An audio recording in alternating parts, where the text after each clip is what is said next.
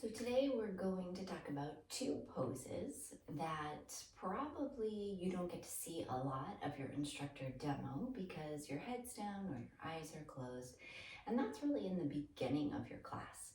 So every time your instructor probably starts class, you're in a child's pose position, or you're resting on your back, or your eyes are closed. Now, the one pose that a lot of people think is just super easy, anybody can do it, is actually one of the hardest ones to actually get yourself into. So today we're going to break down the child's pose and we're going to break down the chaturanga flow.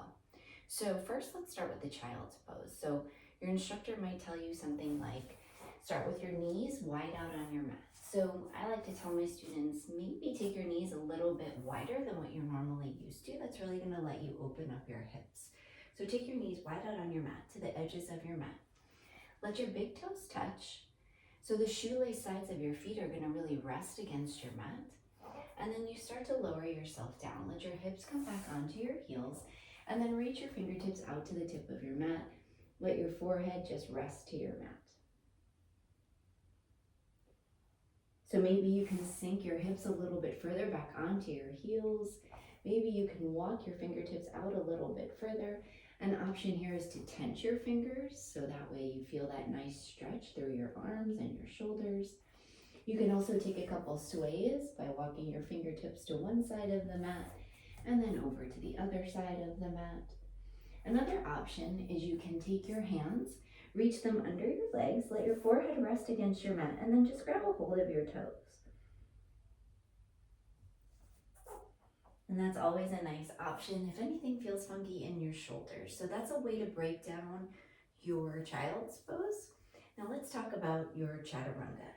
So that's one part of class that your teacher probably takes with you, or cues, and everybody's sort of moving and grooving in class and you're just kind of lost. So the best way to do this is you're typically in the downward facing dog. So for that position, your heels are on your mat or as close to your mat as possible. And then your hands are towards the top of your mat. Spread your fingers nice and wide. So a good way to check in with your alignment here, if you're in your downward facing dog, without moving your hands or your feet, you should be able to find that high plank pose. And then back, without making any adjustments. So that's your downward facing dog. If your heels touch your mat, great. If not, no biggie.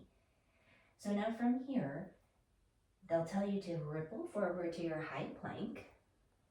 And then you start to bend your elbows. Send your elbows towards the back of the room and you lower your chest to the mat.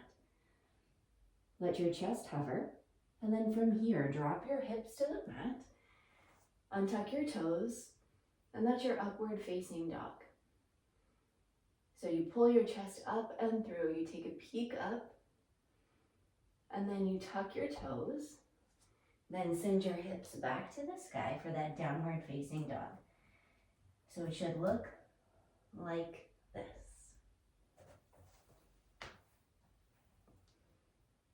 So nice and easy, you can take it slow. Again, ripple forward to that high plank.